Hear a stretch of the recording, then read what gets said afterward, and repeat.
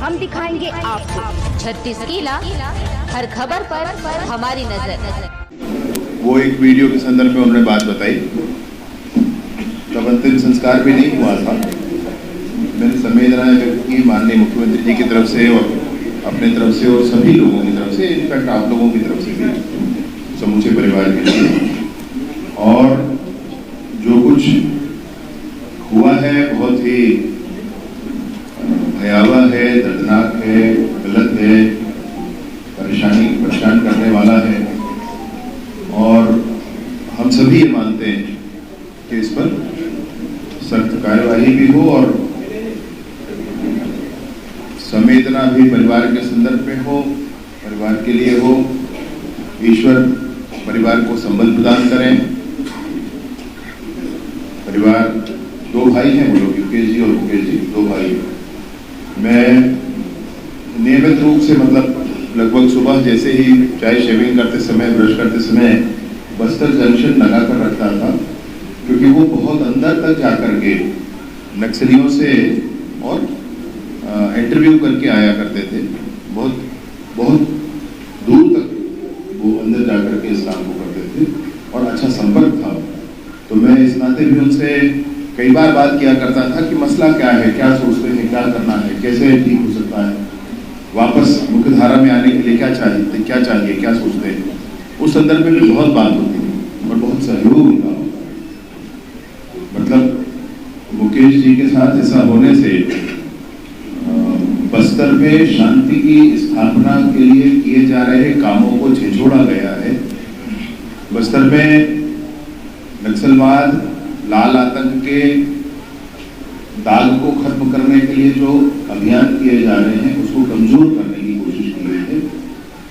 और इन सारी बातों के पीछे कौन है, इस बारे में भी हम लोग चर्चा करेंगे। पहले मैं आपको जो आपके मन की अधीरता है और सबके मन की अधीरता है, होना भी चाहिए, वो आपको पहले जरूर बता दो कि ये जो मुकेश जी की हत्या की गई है, उसमें कांग्रेस नेता सुरेश चंद्राकर के रिश्तेदार रितेश चंद्राकर, दिनेश चंद्राकर और उनके कर्मचारी महेंद्र रामटेके को पुलिस ने हिरासत में ले लिया है। पूछताछ जारी है और शीघ्र ही आगे बात होगी।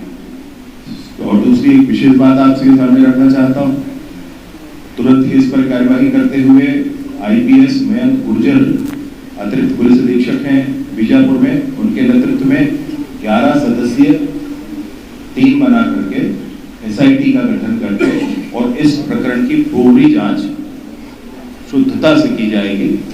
यह भी निर्णय हो गया है, टीम की घोषणा हो गई।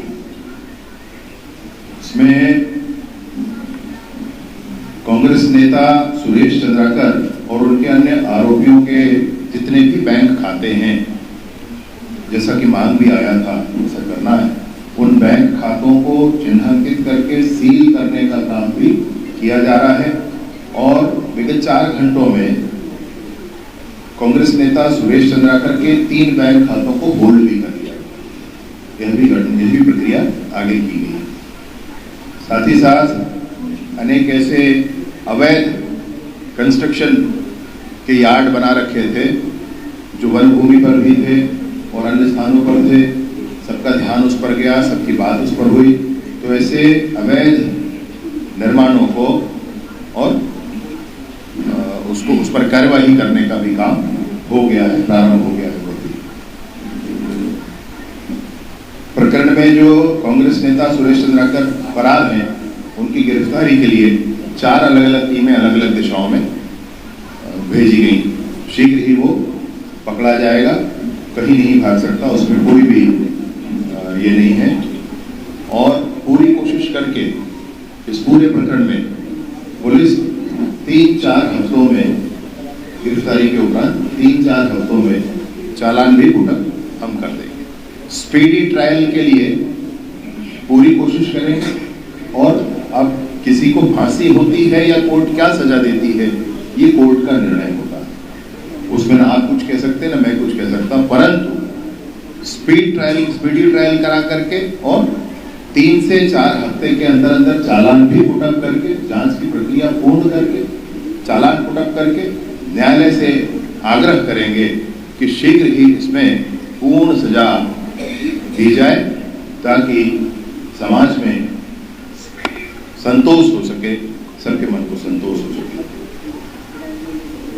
मैं आपके सामने जरूर बताना चाहता हूं कि जो कांग्रेस नेता सुरेश चंद्राकर है, जो हत्या का मुख्य सरगना है, वो फिर से कांग्रेस का प्रदेश का पदाधिकारी है और इसकी नियुक्ति भी ये की गई है।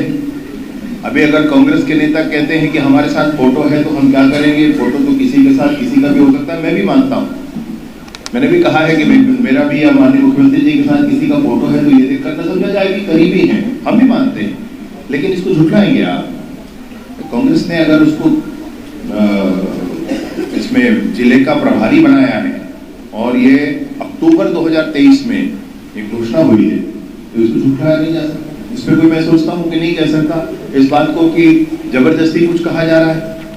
तो कांग्रेस के लोग, कांग्रेस के नेता लगातार इन सारी बातों में संलिप्त हैं और इतनी ही नहीं, मैं आपको और अनेक बातें बताना चाहता हूं कि कांग्रेस के नेता मतलब इस तरह से व्यवहार कर रहे हैं, ऐसा हो गया है मानो पूरे छत्तीसगढ़ में उनको कैसे भी करके ये स्थापित करना है कि विष्णुदेव जी की सरकार में अपराध कहीं ज्यादा हो रहे हैं, ऐसा स्थापित करने की कोशिश है। बलौदा बाजार की घटना हुई थी, हम सब आज तक मैं सोचता हूँ चिंतित हैं उस विषय को लेकर के कि हमारे प्रदेश में ऐसा कैसे हो गया। और उसमें भी आपको ध्यान है कि कांग्रेस के नेता और कांग्रेस के विधायक जेल में हैं और कल हाईकोर्ट से भी उनका जेल बेल खारिज हुआ है। इससे पहले लोअर कोर्ट से खारिज हुआ था, कल हाईकोर्ट से भी कांग्रेस के विधायक का बेल खारिज हुआ। तो बलौदा बाजार में उनकी संलिप्तता रही।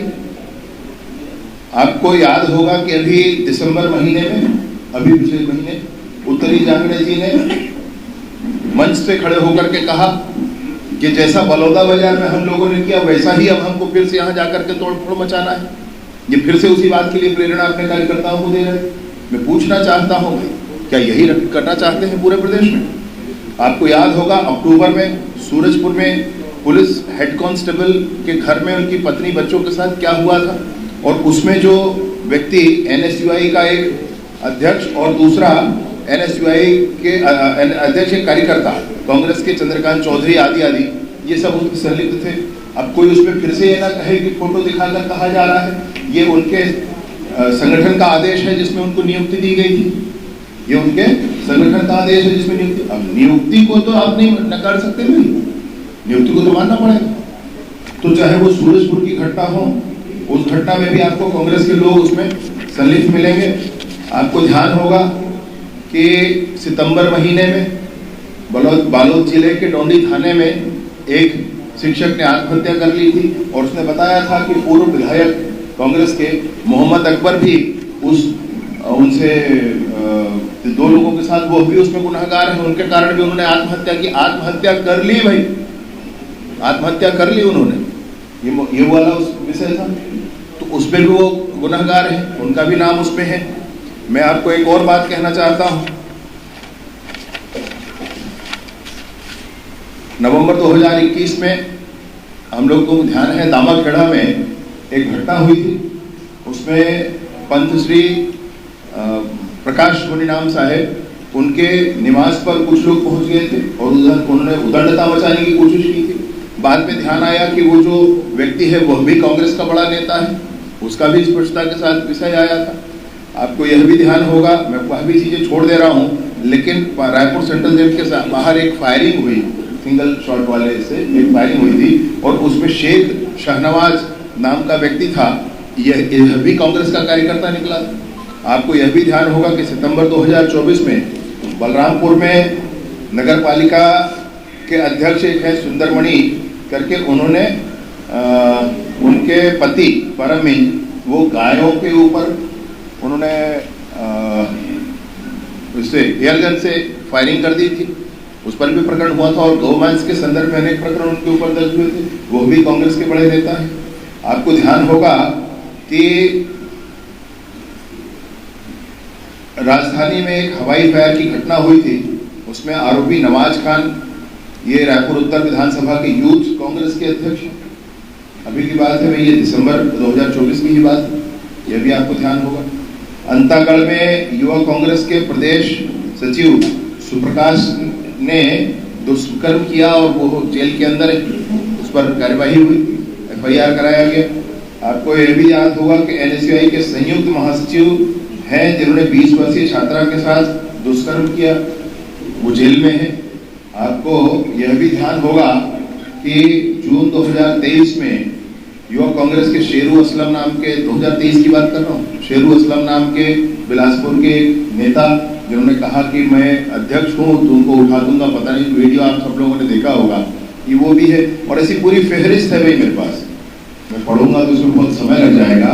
मैं निसंदेह ये कहना चाहता हूँ कि कांग्रेस के लोग संलिप्त हैं इसमें, और मैं बिल्कुल ये नहीं कह रहा हूँ कि हर एक कांग्रेस का नेता अपराधी है, परंतु मैं ये समझना चाहता हूँ कि हर एक अपराध में कांग्रेस क्यों आ रहा है सामने, हर एक अपराध में कांग्रेस कैसे सामने आ रहा है, क्या योजनाबद्ध ढंग से किया जा रहा है?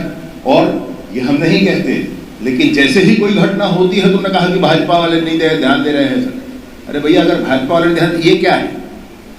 सरकार के नाते जितना किया जाना है वो किया जा रहा है और किया जाएगा, और आगे भी किया जाएगा, उसकी भी कोई चिंता ना करें। लेकिन मैं ये कहना चाहता हूं कि प्रदेश में लॉ एंड ऑर्डर की स्थिति को आप गड़बड़ दिखाने के लिए योजनाबद्ध ढंग से कर रहे हैं। कुछ दिनों पहले मुख्यमंत्री भूपेश बघेल जी ने कहा था कि पहले हम तो महीने में पैसे दिया करते थे, इन्होंने बंद कर दिया इसलिए अब अपराध हुए जा रहे हैं, ऐसा भी उन्होंने कहा था। तो क्या आप उनको ही पैसा दिया करते थे जो आप अपराध कर रहे हैं? क्या उसका अर्थ ये निकाला जाए? मैं यह भी पूछना चाहता हूं कि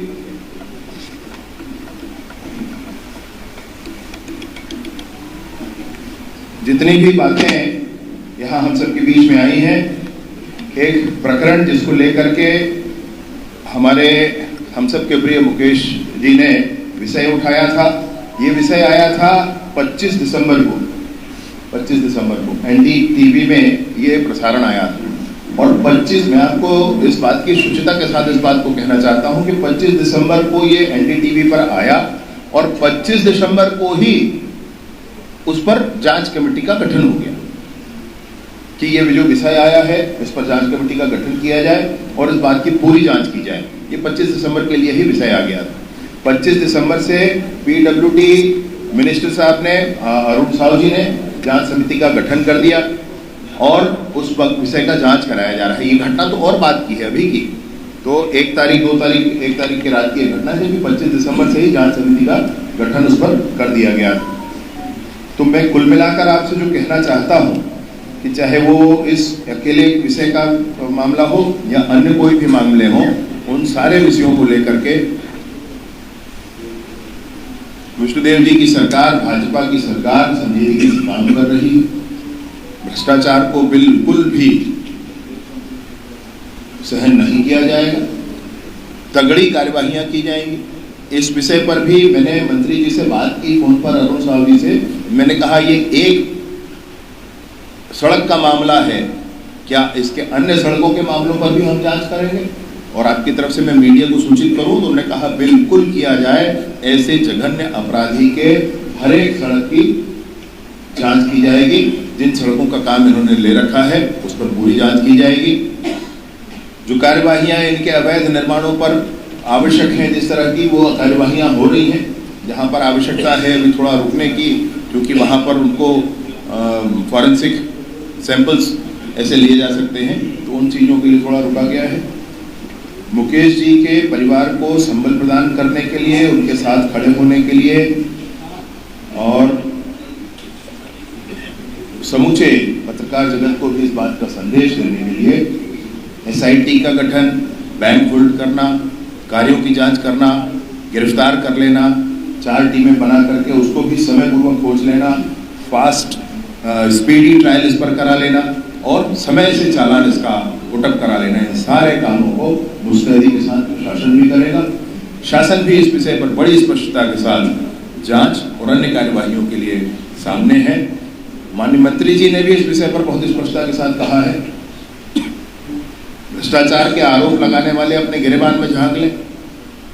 ED की कार्यवाहियां जिन पर हुई हैं वो ठीक है, और जिन्होंने कार्यवाही करने के लिए, जांच के लिए अगर लिख दिया है वो गलत हो गए। ऐसा भूपेश जी का ट्वीट है, आज मैंने देखा, इसलिए मैं आपसे कह रहा हूँ। मैंने ईडी की जिस पर कार्यवाही हुई, प्रमाण है जिसके, लोग जेल के अंदर हैं, वो ठीक हो गए।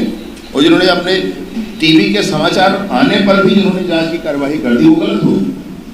आपसे मैं कहना चाहता हूं कि जैसे